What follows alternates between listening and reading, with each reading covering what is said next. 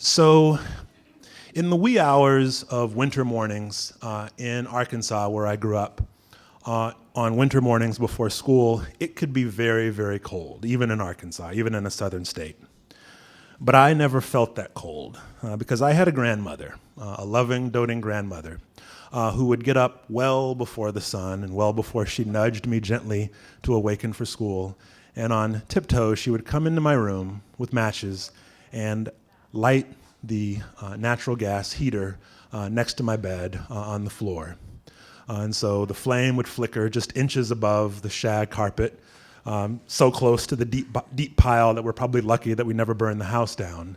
But she would make sure that the flame was going so that by the time she actually woke me up, the room was warm.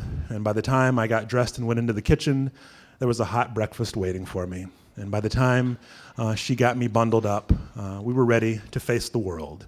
And she would lead me by the hand out of the house and down the street to the bus stop, where we'd wait for the bus to come. And she would stand there, in part because she knew that I was a know-it-all runt who, left to my own devices, would be bullied by my peers. And so she could at least manage to delay the inevitable bullying by standing with me. And of course, I was bullied on the bus, but she would wait with me at the bus stop. And she kept me safe from the bullying. And she also kept me safe from many things, including the traffic that would whiz by in the street that we had to cross just before getting to the bus stop. And she would hold my hand and look both ways and wait for a break in the traffic, and then lead us both across. But this one morning, as we stood there and she held my hand tightly, I thought, I'm 10 years old. I'm getting older. I'm a young man now. I can cross on my own. And so when I saw a break in the traffic, I snatched my hand free and darted across the street. And I did manage to get across without being hit by a car.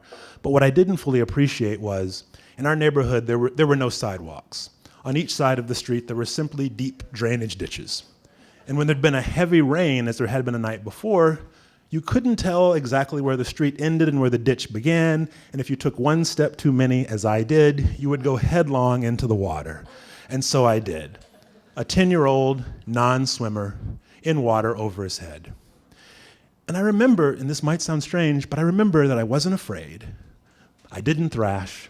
I was simply overcome by a sense of resignation. I thought, well, I guess this is the end.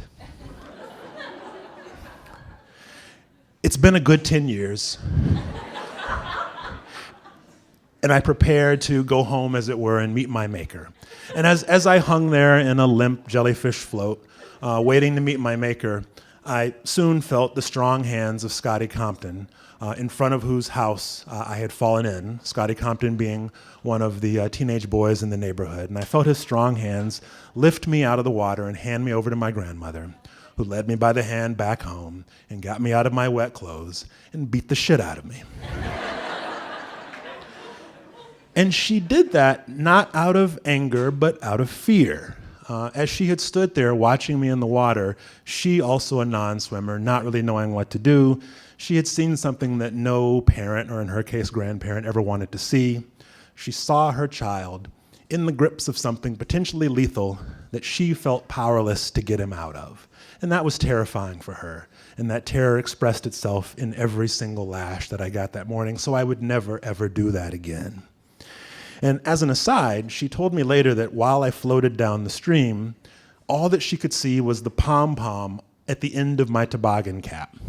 And that image was so seared into her memory so painfully that she took out the scissors and cut the pom-pom off the toboggan cap, as she did with every other toboggan cap that anyone ever gave me. And so I had this pom-pomless collection of toboggan caps as a tribute to that morning. But be that as it may, she kept me safe. She through her loving and through her doting, and yes, through the occasional assistance of neighborhood boys, she made sure that every morning or every day when she said goodbye to me and sent me away to school, she made sure that eventually, safely, I came home again. Thanks, and welcome to the corner.